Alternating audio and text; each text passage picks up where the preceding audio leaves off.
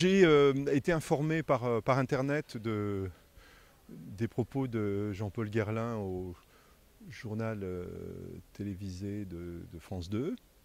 Et j'ai suivi les rares réactions qu'il a pu y avoir, plutôt d'ailleurs sur les réseaux sociaux, sur Twitter, sur Facebook, que dans les médias officiels. Ce qui m'a frappé d'abord, c'est que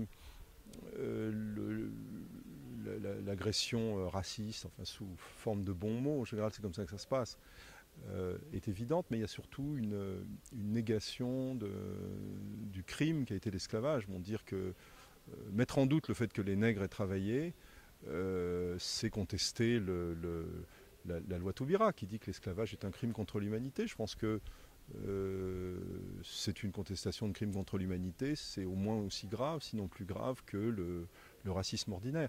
Bon, le racisme, ce qu'on appelle les dérapages, le racisme ordinaire des gens à qui on tend un micro dans les médias français, on y est habitué, c'est constant. On baigne dedans, il n'y a pas de surprise. Bon, que Jean-Paul Guerlain soit raciste, c'est une évidence. Il se lâche, c'est à la mode en ce moment de se lâcher, de casser du nègre à la télévision. On invite les gens pour ça. On leur tend le micro et quand ils dérapent, entre guillemets, ben on se met à glousser. Donc on a l'habitude. Contester un crime contre l'humanité, ça me paraît plus grave et je pense que Jean-Paul Guerlain doit être sanctionné. Il le sera, j'espère, devant un tribunal. Il faudrait qu'il y ait une sanction aussi pour la société Guerlain, parce que, c'est-à-dire LVMH. Alors je veux bien admettre que LVMH ne partage pas les propos un peu exagéré de Jean-Paul Guerlain, pour ne pas dire davantage. Ça, je suis d'accord. Mais que LVMH ne vienne pas dire ensuite que finalement ils ne connaissent pas Jean-Paul Guerlain, il n'est pas salarié du groupe, on ne le connaît pas, il s'appelle Guerlain, mais c'est un pur hasard. Non, Jean-Paul Guerlain venait faire la promotion des parfums Guerlain et de LVMH à la télévision. Il a tenu des propos racistes, des propos négationnistes.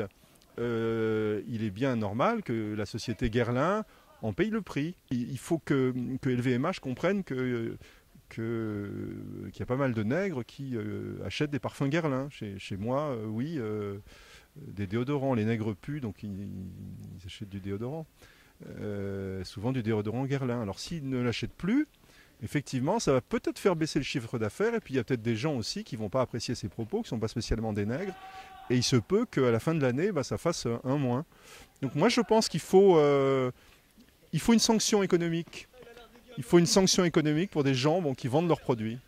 Et personnellement, cette sanction, eh bien, je vais l'appliquer. Donc je choisirai peut-être une autre marque de déodorant ou d'autres toilettes, ça c'est sûr. Les gens qui appellent à boycotter les produits Guerlain ont raison, de mon point de vue. En tout cas, ça me paraît tout à fait normal qu'on réagisse comme ça, même si Guerlain s'est excusé, etc. Ça ne suffit pas.